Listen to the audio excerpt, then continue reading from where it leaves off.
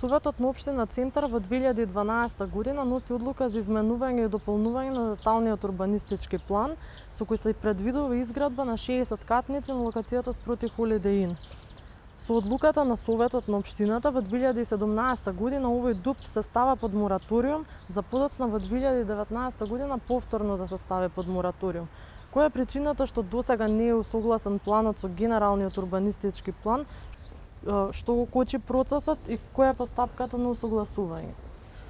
Па добро, ние како општина Центар превземавме соодветни чекори како би имале можност и простор за да ги ревидираме деталните урбанистички планови, тоест да ги усогласиме со генералниот урбанистички план, бидејќи тоа беше едно од нашите главни заложби. И општина Центар стави 31 детален урбанистички план под можност за ревидирање и искрено се радувам што успеавме 8 плана да колку толку ги подобриме, бидејќи стануваше збор за доста места каде што беа изградени површини.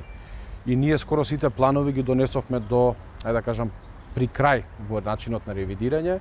Моментот што ни се случи беше што Уставен суд прв пат, па после уште еднаш, ние укина нашата одлука за мораториум, односно за неспроведување на плановите и едноставно со тоа почнаа да важат и старите планови. Ние кажав јас дека борбата наша ќе продолжи. Мораториумот ни беше најака алатка, но сега ќе продолжиме на некој начин со други алатки кои што ни се ставени на располагање. Мораториумот беше инструмент каде што целата игра беше кај нас. Односно ние ги државме плановите за неспроведување и на крајот ние ги менувавме начинот и правилата кои што на жалост претходно не биле испочитувани. Од Министерството за транспорт и врски велат дека до нив како општина Центар не сте доставиле елаборат за суспензија на овој план, во кој треба да образложите зошто издадениот урбанистички план не може да се реализира. Зошто досега не сте го доставиле елаборатот со кој времено може да го суспендирате планот и дали планирате и кога би го направиле тоа? Моментот што го нуди новиот закон, односно самиот нов закон на некој начин нас придонесе да мораториумот биде укинат. Зошто? Затоа што во претходниот закон не беше јасно дефинирана рамката кога може и колку да трае. На некој начин вие сега имате можност да ставите план под суспензија, но во рок од трајање од 6 месеци за делот план или година дена, но морате јасно и прецизно да ги нагласите и да бидете спремни, бидејќи секоја штета која што може да настапи треба да ја претрпи општината. Ние испративме до Министерството за транспорт уште во декември месец. Моментот е што таму и од дел од институциите треба да ни се дообјаснат одредени методологии како да пристапиме, бидејќи елаборат е општ поим. Значи елаборат за животна за како се викаше за нарушување на животната средина или за јавниот интерес. Што е јавен интерес кога најголем дел од парцелите има и приватен? Треба тоа јасно да ни се дефинира. Значи ние треба да кажеме што е тоа што планираме, а што треба да се направи и дали навистина влегува во тој дел кој што денеска го дискутираме. Така да ние испративме едно барање, очекуваме одредени до прецизирања за да видиме што е тоа што треба да се дополни. Така да али пак ќе кажам, без разлика каков ќе биде одговорот од тие институции, ние вчера побаравме одговори и од други институции кои што искрено треба малци они да засукаат ракави, бидејќи општина Центар е најниско. Ние сме последни во хоризонталата во кој што пробуваме нешто да направиме.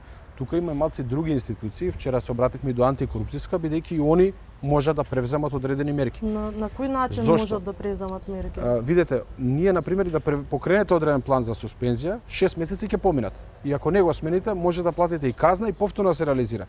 Ако овие институции, како антикорупцијска, судство, обвинителство, покренат процеси и тоа што ние го докажуваме, го докажат во судска постапка, тогаш може да направат голема услуга и сите тие планови судски со одлука на суд да не се спроведуваат. Едноставно не знам зашто не покренуваат, треба тоа нив да ги прашате. Еве јас апелирам, ако навистина сакаат и се грижат за јавниот интерес, тоа да придонесат и да помогнат. Што е спорно во овој план?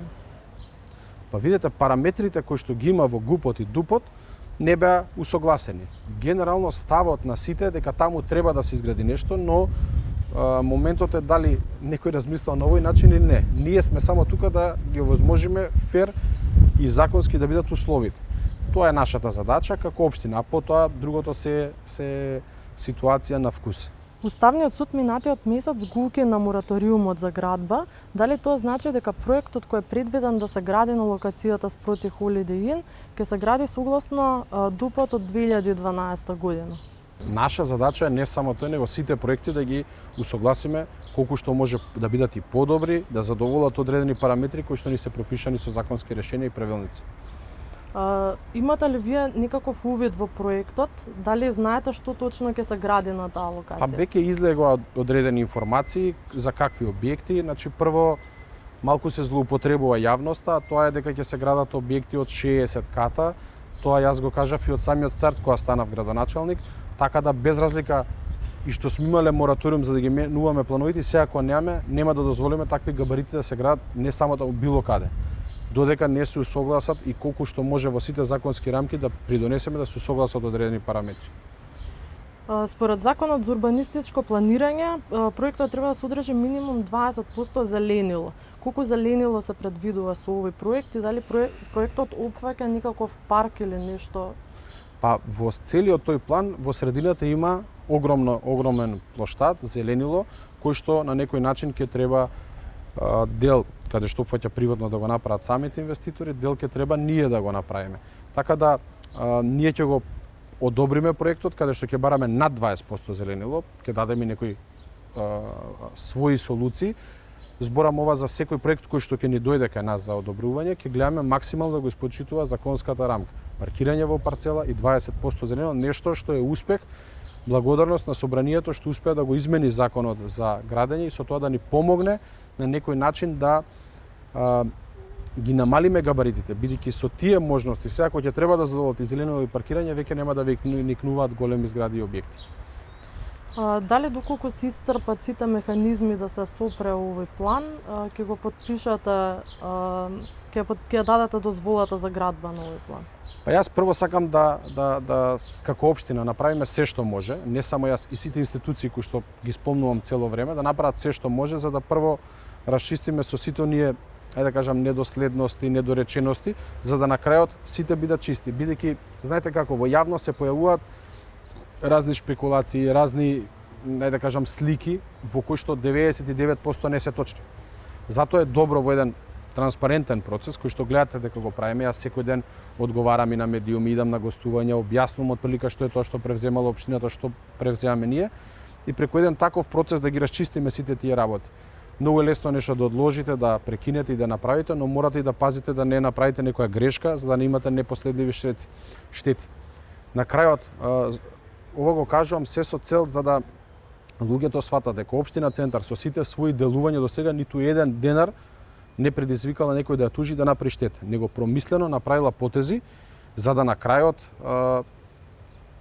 добие, не да изгуби. Во изминатиот период општина Центар била губитник и само плаќала. Сега ние сме тие што враќаме средства во општината.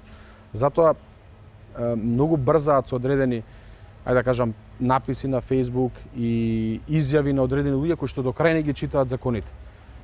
Ако вие направите одредена грешка во чекори, многу скапо може да чини општината, а повторно ништо да не постигнете.